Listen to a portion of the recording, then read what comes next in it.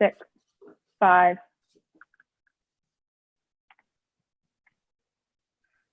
Good afternoon from Annapolis, Maryland. I'm Gary Jobson, and what a lucky day for me. I got to interview Terry Hutchinson, the leader, CEO, and skipper of American Magic, the New York Yacht Club's challenge for the America's Cup. As I mentioned, I'm here in Annapolis. Terry is down in Florida with his team. This is a great opportunity to catch up with him and find out how it's going. And my biggest question will be, are you going to win the America's Cup? And he's going to tell us. And we're also going to take some questions along the way, which I'll be fielding as we go through this program over the next hour.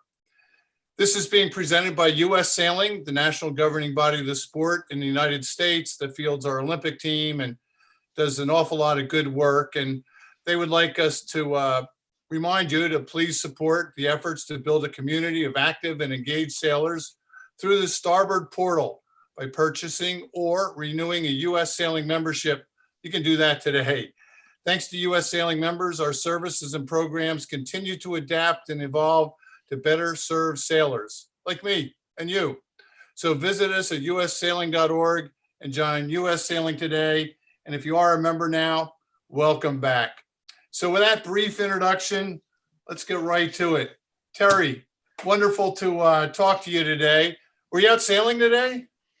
Unfortunately not. It's another glamour Pensacola day, but for the last, basically, we've been ready to go sailing since the end of March. And given the current environment and, really prioritizing the safety of our sailors, the safety of our team, and really the safety of the Pensacola community, it felt best to stand down until we weather the proverbial storm. Well, I'm sure you were ready to race in the America's Cup World Series over in Italy, and then a little later in Portsmouth. Actually, I'd planned to be with you in Portsmouth, so I'm disappointed in that. So what kind of setback is that you didn't get the sailing in where you would have had an opportunity to test your boat against the other challengers and the Defender? Yeah, I mean, I think from a competitive perspective, we missed the opportunity to go racing and to, I think, as you just rightfully said, measure ourselves against where we are at. With every one of those, there's a good side, bad side. And, and from an American Magic perspective, we were excited about learning. We were excited about to see where we're at the competition. And so really the only downside in my mind was to see where we are potentially vulnerable. And, all the teams are on their trajectory and design. So not having that opportunity it's going to require us to lean that much harder on the design side of the program. Well, I got to watch you sail a little bit last summer up in Narragansett Bay. Lucky me, I got to do a whole series of regattas in the 12-meter class. We were slower than you were, but we were on the water a little bit more than you were. Yeah. The mule. Tell us a little bit about what that is and what you learned and why you had that out there sailing this summer. Well, first of all, I can tell you the most important tack of the entire year was when we sailed past Courageous and tacked from starboard to port to cross you guys under tow. Dino actually said in the comms, most important tack of the year coming up right here, guys. You didn't want to hit us. We didn't want to hit us, and we didn't want to, we knew people were watching. So, the Mule was a concept boat and really allowed us the opportunity to validate some of the design tools. It helped the sailors really get their heads around what exactly we were getting ourselves into. But what started as a really simple project really grew out from there when you started to think about integrating the design team, the sailing team, the production team, and the shore team. Then coupled with the delay in the foil arms, when that obstacle was upon us, we kind of knew at that point we had a real opportunity with the Mule to apply a lot more learning to the second half really of the Mule's life. And so I think in that regard, she started out life as a Maconochie 38. And as always, we need to thank George Collins for his kindness, because he basically took his summer sailing boat and said, here you go, guys, have at it. And between George and Ralphie Stites at the Merchant Marine Academy, where we got the the boat through, it turned out to be one of those things that I think when we look back on the program, it at least helped jumpstart us and get us going in the right direction. How fast did that thing go? Upwind, it was high 20s. Our best downwind boat speed was about 44. So, which in a 38-foot boat, I mean, your senses are turned on at that point. I mean, you know what's coming at you, and it was pretty impressive to sail on that, simply because you're closer to the water. The sense of speed on that boat is a lot more than what you get on Defiant and on the 75. On the 75, you're down in your little alleyway and in your little cockpit, and your head is just at deck level, and so you don't necessarily get the full environment around you until the water hits you in the face. But on the Mule, you were tuned in pretty much all the time, and it's an impressive little boat for what it is. Well, it was in contrast to the 12 meters. I think we got up to 8.6 on the wind at one point, and downwind we might have hit 13.2 on the big wind day that we had surfing a wave. So a little contrast what we had on those 12s. Yeah, it's amazing how it's all evolved, and yet each boat has its strengths, and having come from a closer generation to what you're talking about there, and having the opportunity to partake in this foiling, and it's a different type of sailing. It's a different level of adrenaline, and yet I would suspect when we get back to the racing side of it, the racing is all, like the concepts are still going to be there. It's just happening at a much different pace. So with the new big boat that you've been sailing, what wind speed can you start foiling that thing? Yeah, the wind limit, we'll start with what's been given to us. So the wind limits that have been given to us is 6.5 knots measured at 5.5 meters off the deck, to 23 knots with the same measurement. Is that a good range? Are you happy with that range? Yeah, I mean, quite honestly, it's not really my place to argue. We were just simply after what the range was going to be, and so now that the range is defined, what you really have to do is you have to meet that bottom end. You have to meet that 6.5 knots measured at 5.5 meters off the water, simply, which is going to be, call it 7.2 to 7.5 at your masthead. So that's a tricky bottom end, because when you target a bottom end speed like that, that you're giving up performance in 15, 16 knots of wind speed on your foils. So there's a real subtlety in that bottom end wind speed. For us, again, I think like most parts of this competition, our position has always been, doesn't really matter, just tell us what it's. Oh, Terry, you froze up there. There was no real, wasn't really worth spending any energy on it. All right. Well, it was quite a debate, I know, between the challenger of record, the Italians, and the defender New Zealand, the wind range. And the Italians seem to want to have a narrow range, and the New Zealanders wanted a wider range. I think for any sailing fan, you want the wider range because you want boat sailing, whether it's light air or heavy air. Yeah. And you sailed 2 cups in New Zealand, 03 and in 2000, the new millennial. Yeah.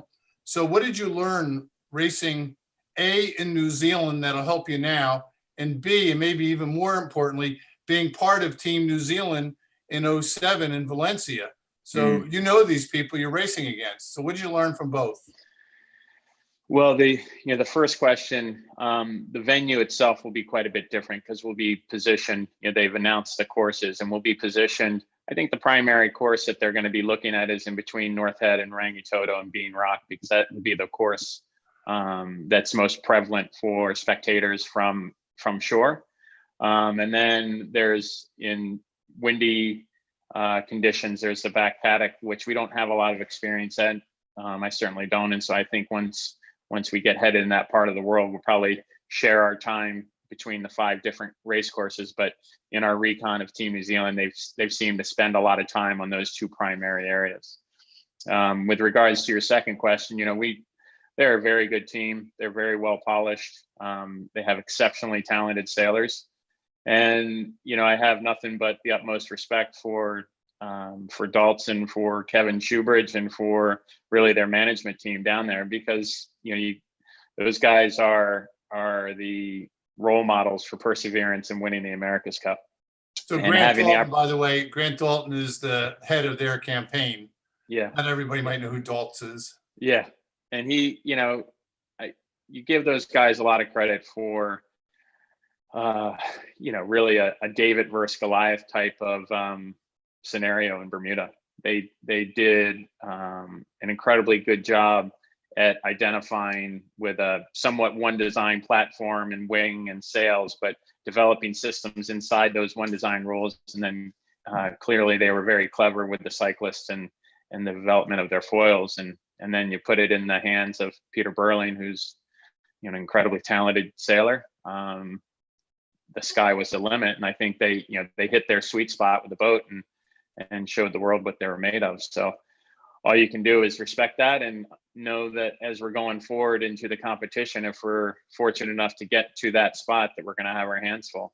And, so really every day for the, since about October or even earlier, since September of 2017, all of our focus and energy has been put into putting a team in place to, allow the creative minds to think and the builders to build, and then the sailors to sail. Well, let's take a minute and talk about Peter Burling. Peter Burling, of course, is the skipper that did so well in Bermuda. Very impressive.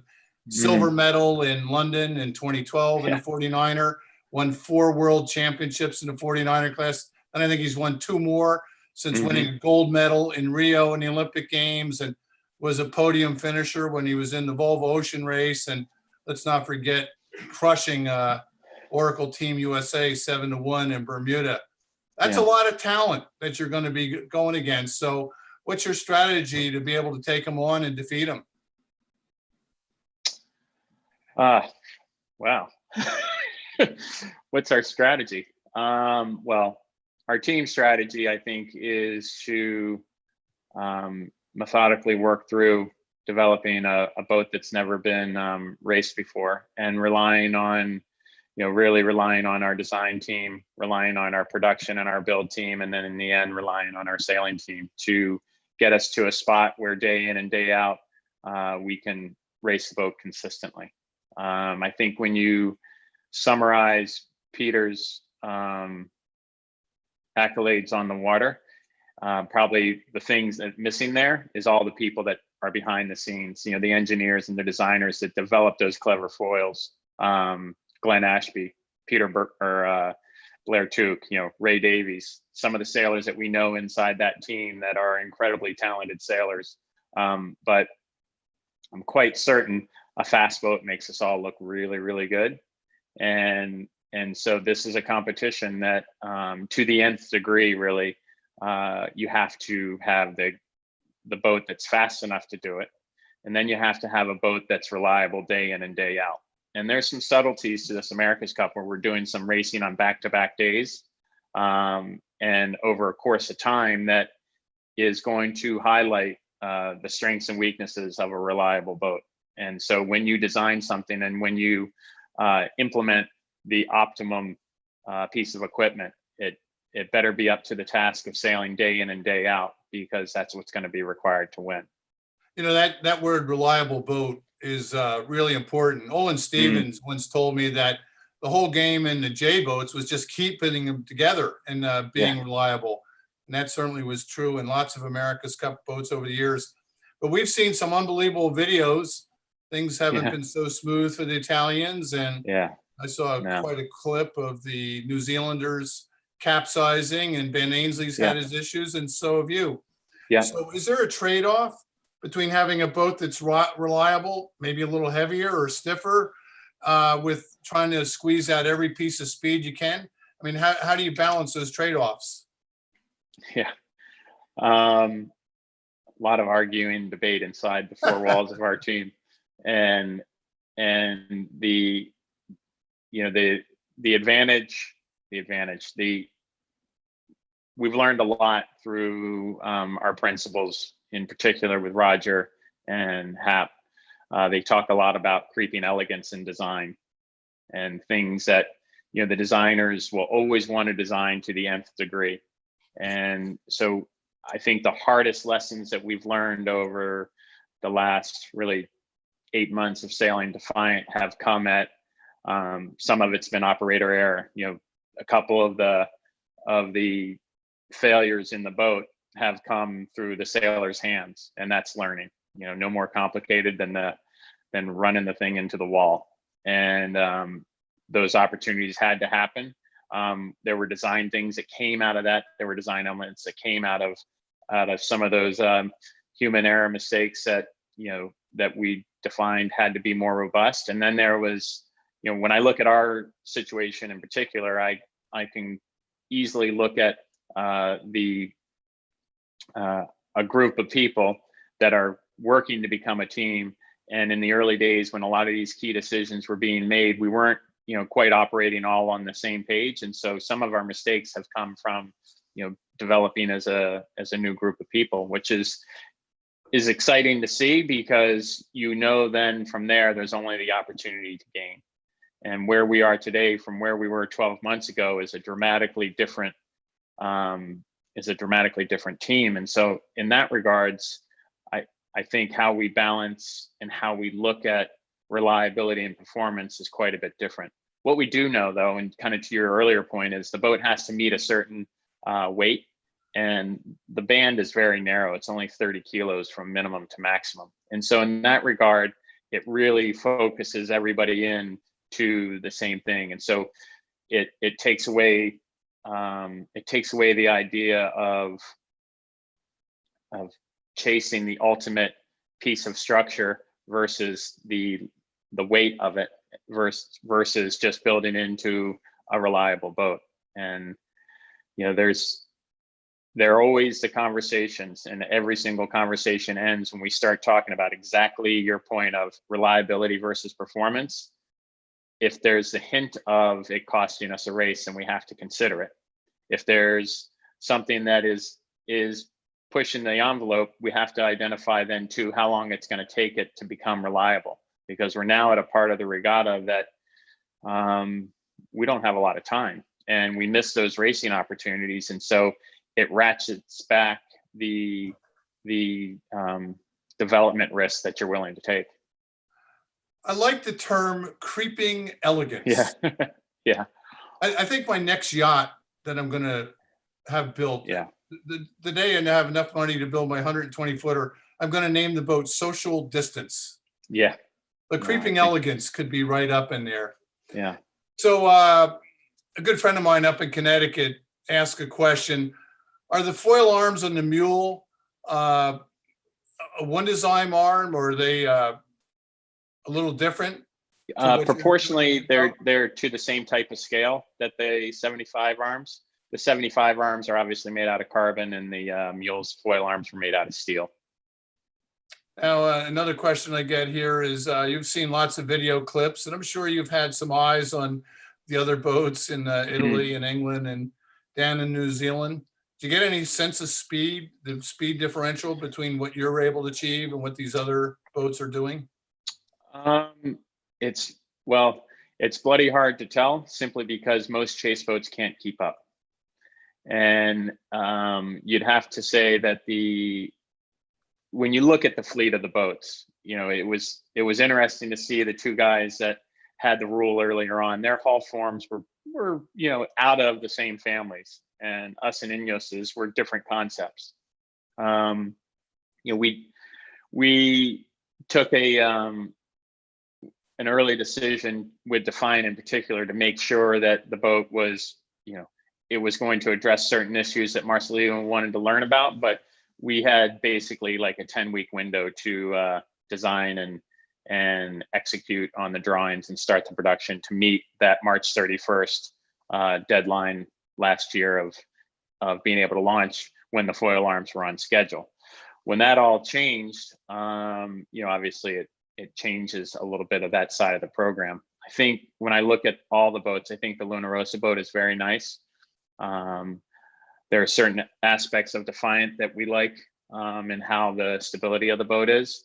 But if you were going to pick one out of it, you'd probably say the Italian hull form, and the aerodynamics is really nice. The Luna Rossa, or the Team New Zealand boat, is also aerodynamically really friendly. And so there's opportunities there for us to, to gain by identifying what some of our competitors did. And that's an exciting part of it. I'm sure when they look at us, there are things that that they can pick out of, be it our foils or our sail setups or how we're doing some of those things that they try to grab onto. So your learning comes out of sailing your boat, but it also comes out of watching your competition, and that's been pretty prevalent in this cycle. Do you pay attention to sailing the boat in a race where you're unable to foil, the wind's so light that you can't get up in the foils, and then how the hull performs in the water? Yeah, actually, our whole month of February was based on race training here.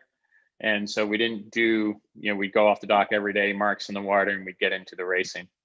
There were a couple days that we spent doing exactly what you just talked about, which is sailing in displacement mode, just in case you went into half part of the race where you were dropping off the foil and sailing in displacement mode. So it's a little bit boring.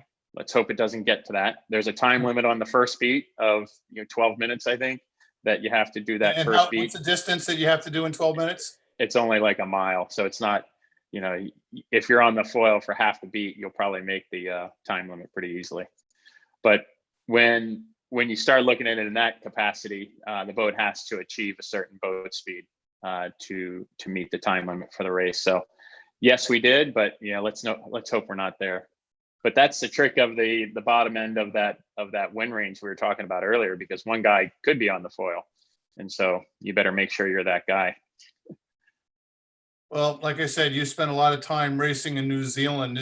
You've got a wide wind range to prepare the boat for. So being reliable, being prepared, a wide range. Yeah. I mean, you could get a one-way boat where you're really good in heavy air, but slow in light air, or vice versa. And that was kind of the whole game in the 12 meters and the America's Cup class yachts too. Probably the Jays. I wasn't around for that. It's a lot to think about. So another question here. Can you compare the difference between, say, the double skin wing on the AC 75 compared with the hard foil on the Sail GP boats? I can't, because I haven't sailed the GP50. I sailed the AC 45 where we had the wing there, and the AC 72, which were massive wings. And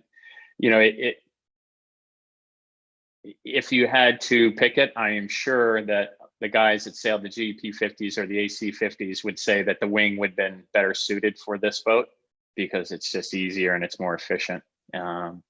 But there's a lot of development that's actually taking place in that part of the program. And we talk about the hulls and we talk about the foils, but the aero, the sail shapes, the sail development that's taking place it's pretty impressive to see as we cycle through the learning what's fast and what's slow. And a lot of that for us. A lot of that for us started in the mule. So a lot of the concepts that come out of the mule end up on the 75.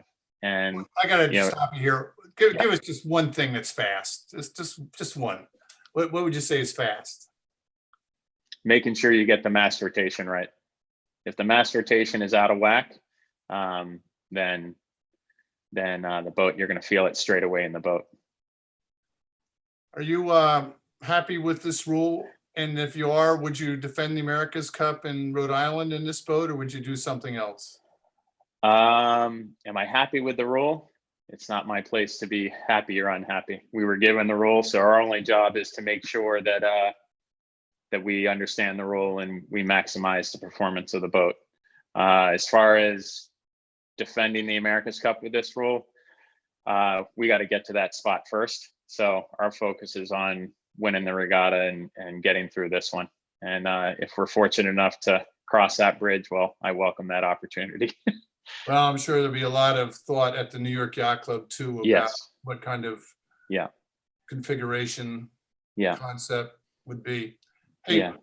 so you're unable to sail now because of the coronavirus thing. Yet your sailing team and I guess some of your design and shore crew were all together down there. Yeah. What are you doing regarding coronavirus and what are you guys doing to keep in shape, physical condition? Physical whipping is what do we do? Well, our day starts, everybody, when we come into work, we go through the temperature screening. We're set up inside the tent and inside of all of our area, really, to respect the rules that are in place and the social distancing and the guidelines set out to us by the CDC. And that side of it, the folks that don't have to be here to work, they stay at home. The sailors basically right now are operating on 2-a-day workout programs where we'll do, we have our mobile gym because all the gyms down here are closed. So we have a mobile gym that we're set up in that 2 guys rotate through during the day. And then throughout that, we'll be anywhere from 60 to 90 minutes on the grinding machine, which is, it's a lot of work. And, really the goal right now isn't to lose where we've gotten to from a physical conditioning perspective. So, we want to maintain where we're at and from there, push it forward in the last 9 months leading up into the racing. Terry, I hate to say it, but you're not so young anymore. Is it getting harder as you get older here to keep up with these young guys in your team? Only by the birth certificate. Not in your there, right there, 21 years old. No, I mean, it's awesome. Most of the time, my opposite grinder is either Luke Payne or Alex Sinclair, and both these guys are just incredible athletes. And Alex is 25 years old. He generally, I'll talk to him or I'll say stuff and he'll just say, "Keep grinding, Dad, come on, keep putting in over there." It's like, okay. So it's nice to get the nudges from the young guys. And, that side of it, I think when you look at it, it's certainly, as you rightfully point out, this isn't an old person's, I say old, this isn't, I'm a little bit aged out of the physical side of it. So my spot on the boat needs to be earned and bring value from a racing perspective as much as from a physical perspective, because it's impressive to see the athletes that we have from, Tim Hornsby, who's an Olympic kayaker, to Cooper Dressler, to Dan Morris. I mean, these guys they're very, very good athletes and very good sailors on top of that. And so that you do take motivation from seeing how strong some of these guys are. And that to earn your spot onto the boat, you have to at least be able to put in. The New Zealanders seem to be quite clever with the bicycle pedals down in Bermuda. Yes. And are we going to see something like that again? Right now, the rules basically states in a very simplistic way is that the final output needs to be through the hands. And so I think in a lot of ways it has excluded the pure cyclist station setup like they had on their AC50. But, there's some clever people out there and there's some clever thinking, and I'm sure people could figure out a way to integrate the feet through the hands as one of them if they felt it was enough of a gain. I'm thinking these boats up on the foils and thinking of those pictures, dramatic pictures, New Zealand capsizing, for example. You pay a lot of attention to safety? We do. We sail with air bottles. So our general equipment is the life vest that we've had a great working relationship with Helly Hansen, and they've designed specific life vests for us that carry our air bottles, carry a knife. We have air bottles in the boat.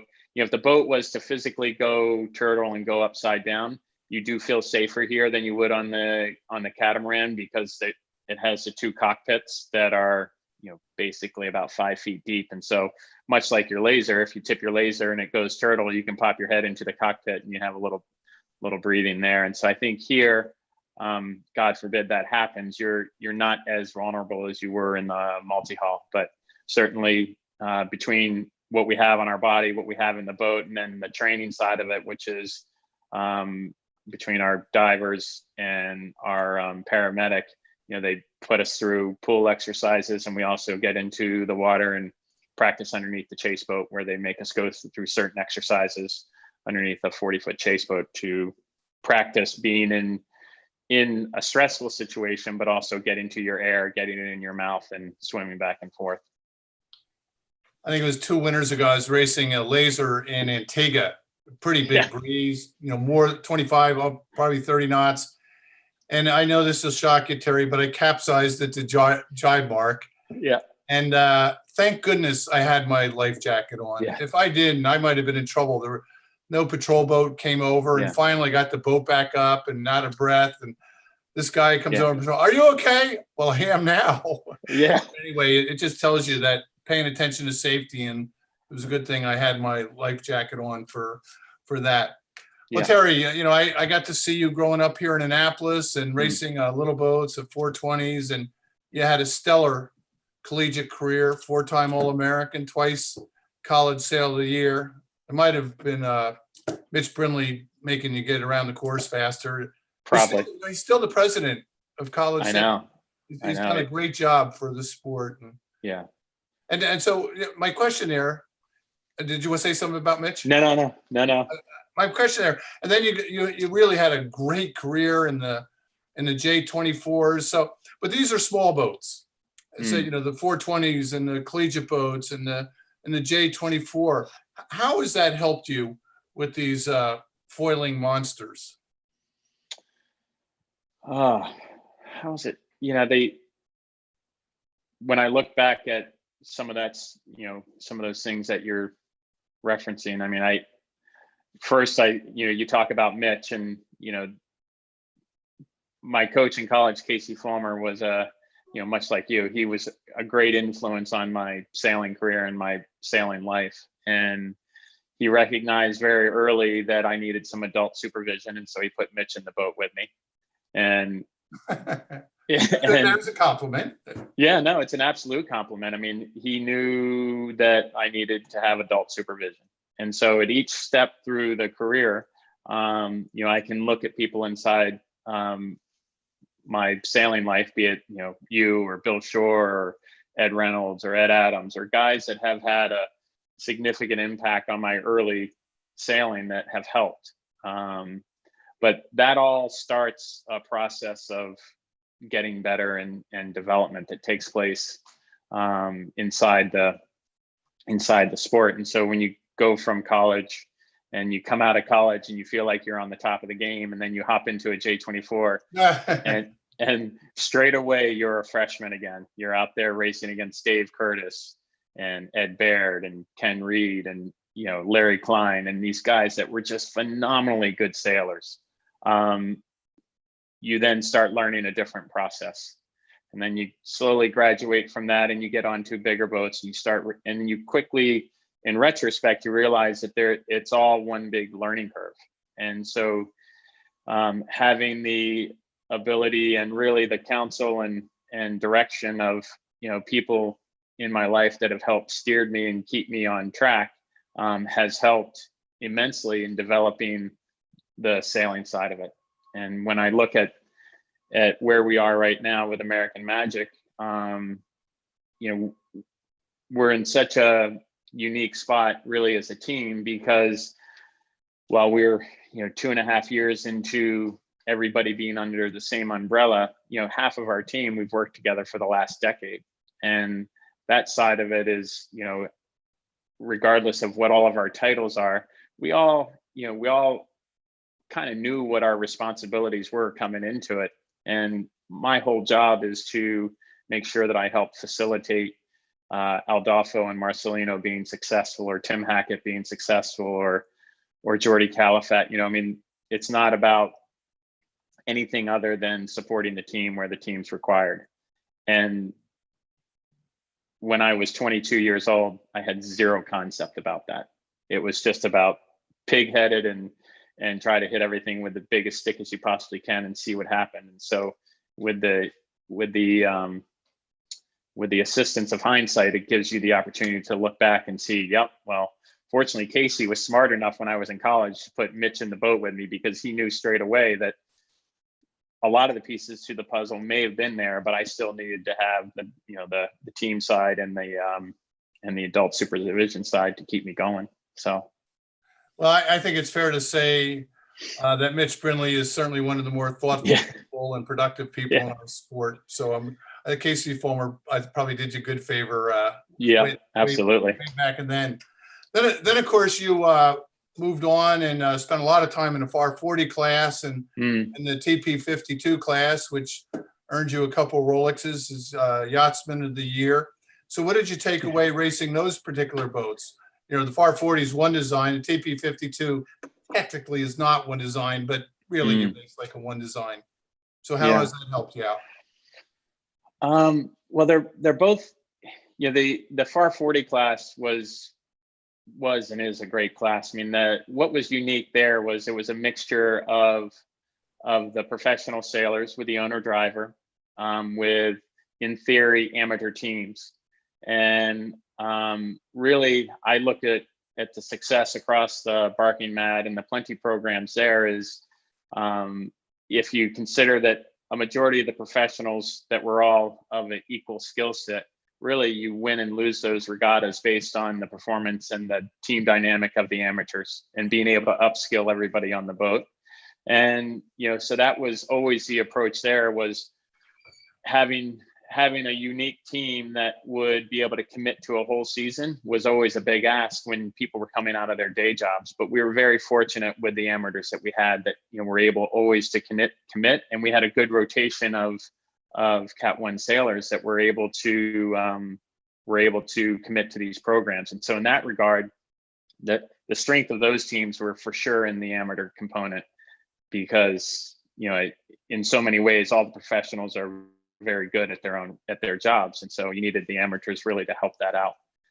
If you apply that same logic to a TP 52, in particular, on the quantum racing, there it's a very eclectic group of sailors. We're across from Ed Baird to Greg Gindel to Rodney Ardern in the pit, or Sean Clarkson or Sito, or, and then you have the great sailors like Warwick Fleury who have, they have no more to do. And yet getting guys like that, very quickly, everybody bought into the same type of mentality, which was, the team dynamic and making sure that we all carried our own weight. And that was, I think some of the best sailing that I've had the opportunity to do in that environment. I mean, I look back and I think the quantum racing sailing that I've done has just been incredible, because of the teams, because of the guys that we worked for. That mirrored a lot. My 2007 America's Cup experience with Team New Zealand was really good. The 2000 experience with Paul and the America One team and representing St. Francis Yacht Club, and having the ability to work with Paul and with John Kostecki and, guys that are just legends in our sport, incredibly talented sailors. It all goes back to your previous point, which is you sit and you're around these guys and they're so good at what they're doing that having the ability to pick the good things out of it and apply it to the next learning experience, it's been, except I've been lucky in that regard, because I've had the opportunity to sail with these really good people and then take it to the next program. And then you get onto a boat like, the 52, where the whole goal there is to not be the weakest link and make sure that you're doing your job to the best of your ability and trust that the other guys are going to do theirs. Well, you've certainly mentioned a lot of names, and your Cup campaign with Paul Kayart and Dennis Conner and Tom Whidden and in that crowd, and then Dean Barker, and then the whole New Zealand group. I mean, that's a lot of accumulated knowledge that you've been able to attain over the years. I mean, and yet it's not over. So we got to keep pushing forward. I mean, it's Terry, I hope someday that you write the book with all of it. The good, bad, the ugly, what was fast, what was slow, the emotions, I think you're going to have a good story, but like you say, you have an important chapter coming up. Can you give us a little sense of the time frame here? I mean, clearly it was a setback not getting to Portsmouth and Italy to, you know, at least test where you were. So here we are, mid-April. You have a second boat under construction. Correct. Tell us the timing of when that gets launched. Where do you sail it? How soon do you get to New Zealand? Give us a little sense of your calendar here. Well, we're still in a bit of flux right now, trying to figure out exactly the answers to those questions. You know, and obviously the world dilemma that's going on right now. We have to continue to respect and maintain a certain level of safety for our teammates and for wherever we go. Secondly, with boat 2, when you look at that, she's scheduled to be done late summer, late August, early September. And, you know, again, we're in a tricky spot, as all the teams are, based on what happens with production. You know, need to continue to thank the governor of Rhode Island, because she's done an incredible job of navigating through a difficult time, and the Rhode Island Marine Trade Association. I mean, these entities that are set up, you know, have helped us immensely in navigating through something that's incredibly difficult for everybody. And, you know, I know on behalf of the team, I have to thank her for doing the great job that she's doing, because, you know, we're fortunate that we're still building. And while we're doing it in a reduced capacity, the team up there is still going along. And so the idea is to have the boat out of the shed in the late summer, and, you know, she'll go straight to New Zealand. Will you sail it all in Narragansett Bay? No, unfortunately not. You know, the timetable is such that getting the boat to New Zealand is going to be tight as it is. You know, we're just in that crossover, and, you know, it is nervous times, because it's not weeks, it's days that, you know, tilt the timetable of development. And so we're running a pretty tight schedule in that regard. And Do you fly it down there or put it on the ship to get to New Zealand? We'll have to fly it. Well, it doesn't weigh much, so. No, but it's still, you know, and even there, I mean, it's still, you know, it's all very precarious. So, you know, there's certain things that we can control, and you work to manage that risk element of it all. And then there's certain things that are out of our control. And this is one, you know, for all the teams, and for, you know, all of us, everything. All of us, it's, you know, it's so far out of our control that, you know, we're approaching it to make sure that we make, you know, when we make a decision that has a certain level of contingency to it, that allows us to not disrupt too much the day in and day out operation of our sailing team. And that's difficult to do right now, because while sitting here, we could, you know, very easily, there was no restriction on us sailing in Pensacola Bay. We have the full support of the mayor of Pensacola, and we were set up to do it in a capacity that respected the requirements on board. It just didn't make any sense. And so at a certain point, when you forward think that to decisions that we have to do further down the road, you know, we have to just be respectful and understand that it might not always go perfectly. But like the boat, and you touched on it earlier, like the boat, if the boat is so geared towards one condition, we probably won't win the regatta. So be it the logistics or the boat or how we sail it, you know, we need to cover a wide range of wind strengths to make sure that we at least don't take ourselves out of it. So that I'm going to go back to that word elegance. I would describe match racing historically, the Jays, the 12 meters, even the America's Cup yachts, is kind of an elegant thing. The circling at the start, the sustained tacking and jibing duels. Will we see anything like that in these boats? Probably not. You know, I mean, I think the boats are going to enter, and because it's an upwind start, there'll be some level of engagement there with the boats. But when you look back to the Bermuda event, once they got around the bottom mark, you know, the boundary racing is a very different strategy. And sometimes it goes well for you. You get to a boundary and you tack and you happen to be in phase, or not. And this is a similar type of racing there. Obviously, the boat speed component is massive. And if your boat is faster than the next guy, I would suspect even if you put it in a compromised spot, it's always going to look like the right decision. And so our goal is, and our challenge is, to make sure that as we're developing and going forward, that more often than not, we're taking decisions there that are going to produce a faster boat. Do you like the boundary? Do I like get rid of it for a next cup? Would you get rid of it, or would you keep it? I don't know. I think in this type of racing, for what they're trying to do, it's exciting. I think in this type of racing, if it was a 1.2 mile beat and you came off the line and there was no boundary, then there's clear what you would do. You know, you would have a boat that would prioritize more speed over maneuverability. But here, the nice thing about the boundary is it forces a couple different design mentalities. So in that regard, it's very good. You know, other things that I think are good about how at least this side of it is developing, even though we haven't raced and we haven't seen completely the rule book, there are very simple rules that are being put into place, which really, from a sailing perspective, it's either on or off. And so there's no anticipating. It's, you know, when they're on starboard, they're on starboard. And when they're a leeward boat, they're a leeward boat. And when they're tacking, it doesn't matter if they're leeward boat going to starboard. It's just they're right away the whole time. That's easy for the sailor to understand. So stuff like that, I think, is really good. And I think, you know, yes, in this type of environment, the boundary racing is good because it pushes different design elements. I remember one windward leg in America's Cup trials, 4.5 nautical miles to windward, average speed maybe 7.2 knots VMG, 54 tacks on the windward leg and 38 jibes downwind. I'll tell you what, you make friends with your crewmates in something like that. I'll never forget that day. Yeah. Well, we do about the same amount of grinding on the 75. Oh, probably more. Yeah. No, it's at least you weren't a grinder, but you know, we did have running back stays, and they were wire running back stays.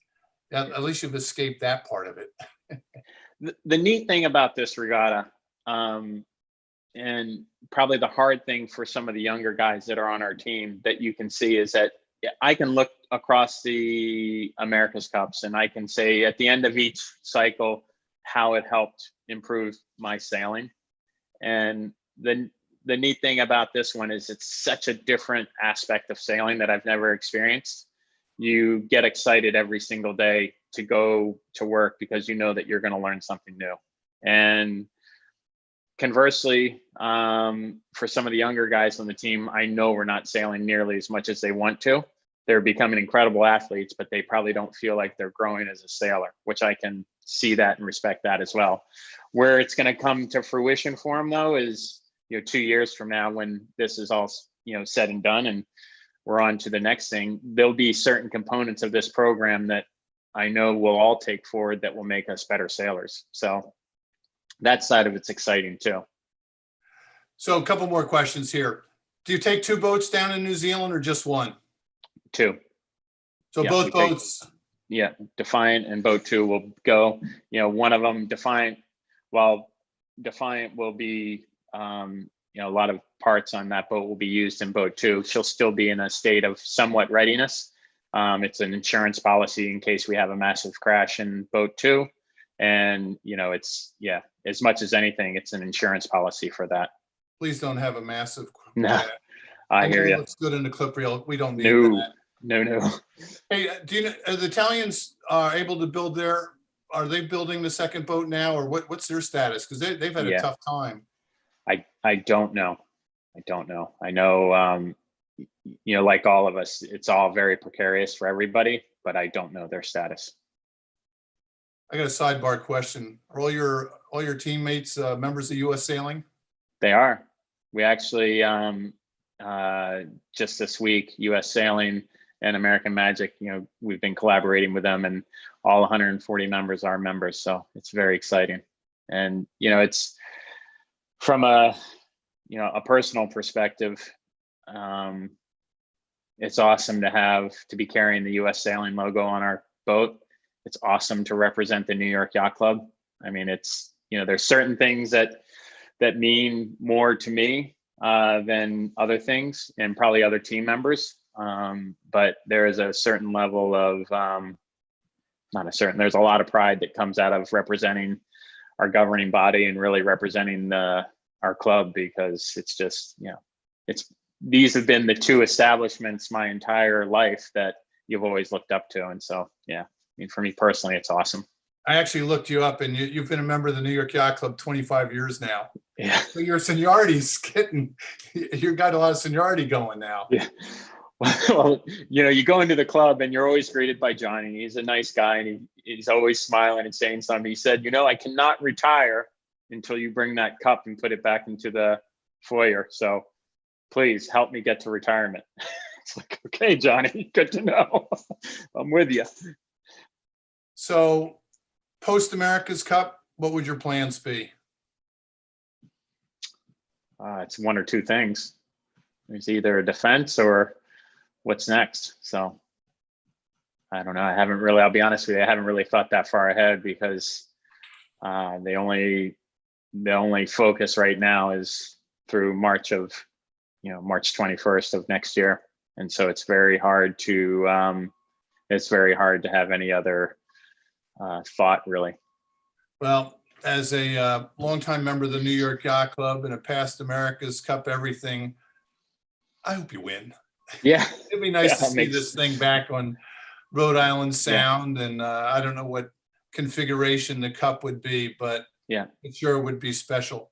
Yeah. Listen, Terry, I want to thank you for taking time. I know you're really busy down there, and give everybody our best. And US Sailing, thanks very much for setting this up. They have a whole series on the Starboard Portal coming up of very interesting sailors in the coming weeks while we're all sitting around sequestered. So I appreciate US Sailing setting this up. Terry, thank you very much for taking the time. Thanks, Gary. Less than a year from now, we'll be watching closely. I know. Well, there's an unbelievable opportunity in front of us. You'd be remiss in not saying that there's 3 other teams that have the same goal, and they're all very, very talented. So you have to respect that. But I can certainly see the opportunity and the pathway to success in front of us, with the last point notwithstanding. So I'm looking forward to it. All right. Well, good luck with it. Let's stay in touch. And stay safe. And thank you, Gary. Thanks for listening. Thank you.